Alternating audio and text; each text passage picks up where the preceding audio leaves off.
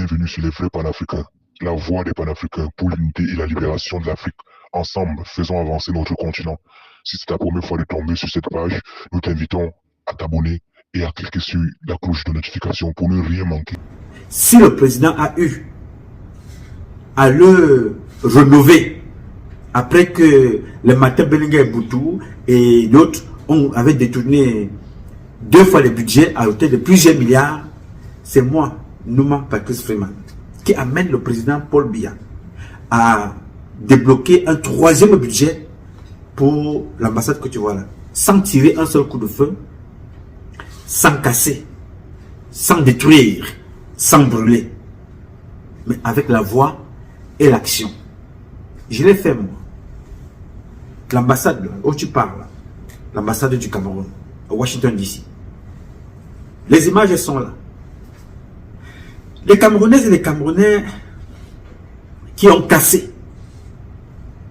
dans la diaspora, c'est leur choix. Chacun a sa façon de manifester sa colère.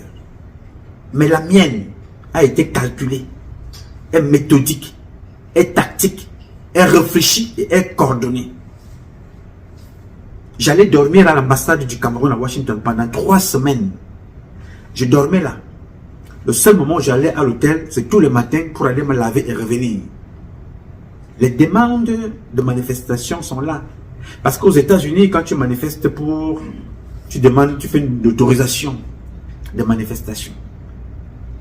Ce n'est pas la police régulière qu'on va t'envoyer. Tu demandes à la police régulière. Elle confie ça au Secret Service. Parce que les Secret Service américains, ce sont ceux-là qui ont en leur charge les ambassades. Donc, j'ai demandé on me donnait l'autorisation. Je prenais ma chaise et mes drapeaux. J'allais m'asseoir là-bas pendant 3 semaines. Pour que Paul Biya puisse redonner l'argent pour qu'on refasse cette ambassade.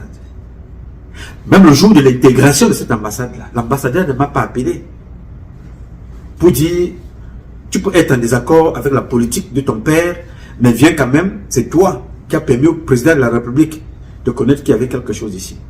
Non. Je ne veux pas casser parce que c'est manquer le respect à Amadou Ahidjo. Je ne veux pas casser, c'est manquer le respect à la génération à qui Amadou Ahidjo a construit.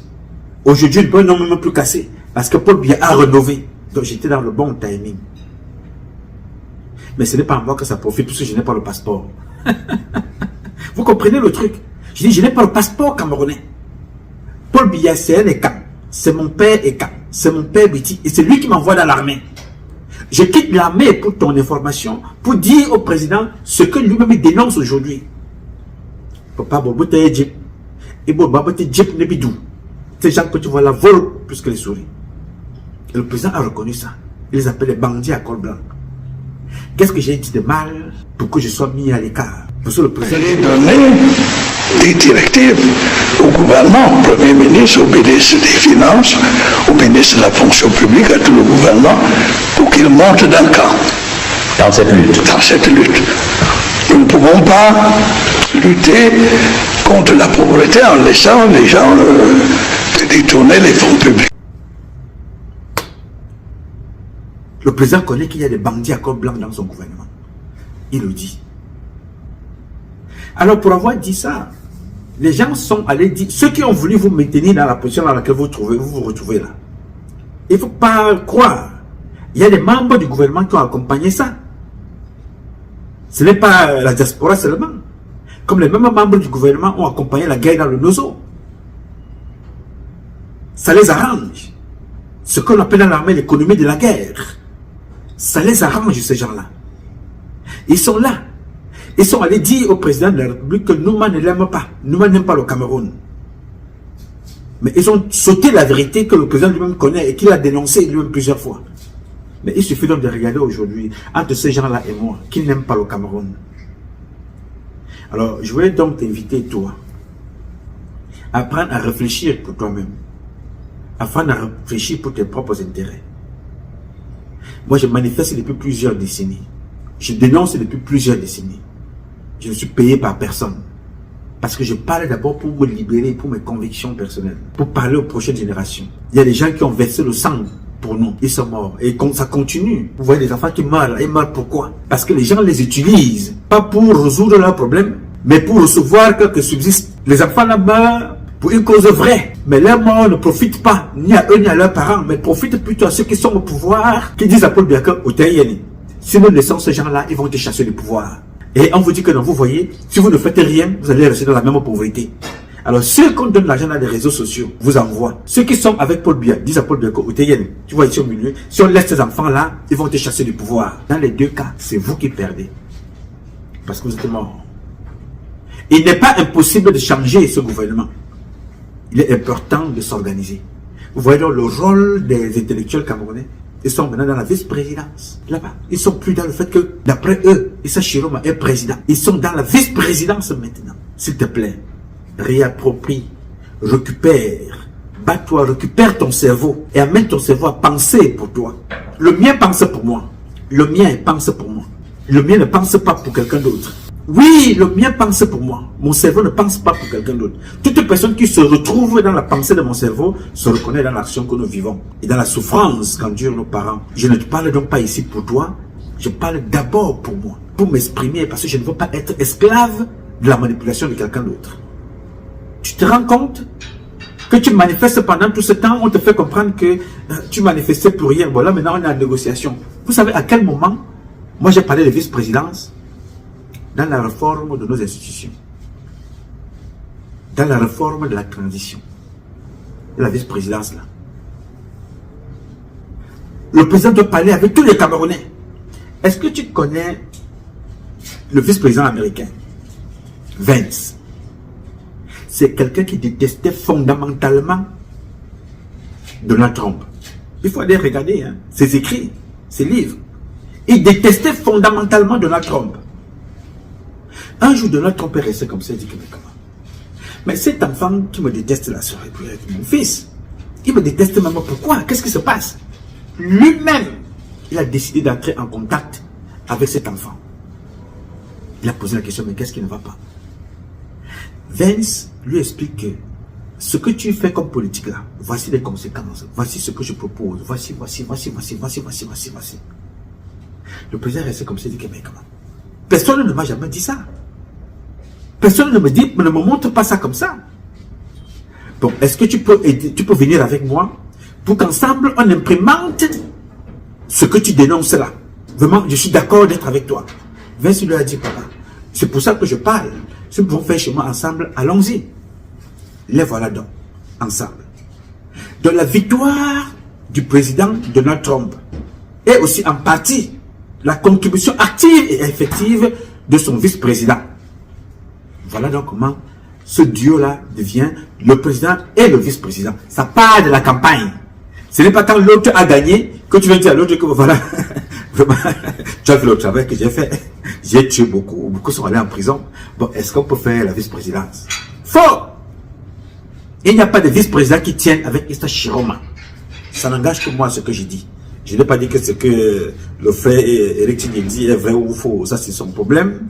Il dit ce qu'il a dit. Mais ce que je trouve curieux, c'est que le grand frère vient de dire ces choses-là sur un écran de télévision. Ce n'est pas un communiqué qui a été lu ni par son partisan, ni par ceux qu'il dit l'avoir contacté, Macron, ni par le camp de Paul Biya, ni par le Nigeria, ni par personne. Mais bon, comme tu es un homme sérieux, tu te dis que voilà, en venant parler comme ça publiquement, c'est pour toi une façon. Je ne sais pas. Peut-être c'est pour te donner de la hauteur, c'est peut-être pour vous donner une information qui était cachée et montrer qu'il va être public. Mais vraiment, personnellement, je ne crois pas à cette histoire. Vous comprenez? Ça, c'est personnel. Je peux me tromper, mais je n'y crois pas du tout. Même une seule virgule. Je ne crois pas. Donc, j'ai donc voulu échanger avec vous à ce sujet et vous faire comprendre que, jeunes gens, réapproprie-toi et vous faire comprendre à chacun d'entre vous, toi qui m'écoutes, s'il te plaît, récupère ton cerveau, récupère-le. Pense pour toi. Meurs pour une cause juste et fondamentale. Ne meurs pas parce que tu es victime de la manipulation. C'est cette façon d'être objectif, pour moi, qui te pousse parfois à poser la question, je suis de quel côté? C'est très simple. à le répéter chaque fois que l'occasion me sera donnée. Je ne crois pas à une élection, d'un. De deux, je crois à la transition. Qu'on remette tout à plat. Donc je ne peux pas croire ni à l'opposition, ni au parti au pouvoir. C'est ma position, elle restera comme ça jusqu'à ce que la transition ait lieu. Alors, tu as voulu que la transition soit faite par Issa Chiroma. Ce n'était pas sa pensée, ce n'était pas sa transition.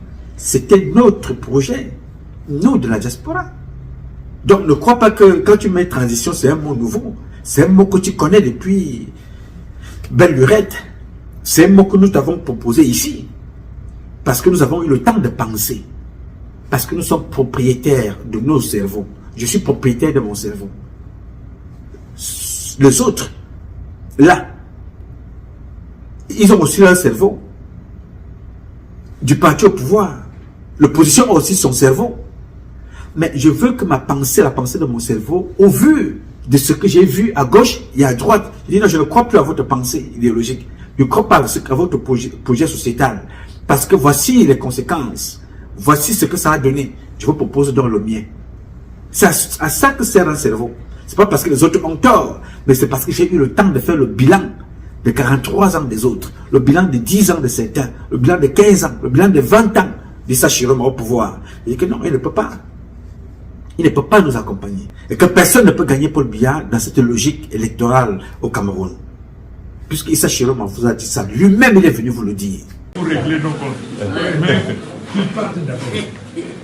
Donc, je profite de cette occasion pour dire que l'idée de l'unité de la coalition, c'est une mauvaise idée.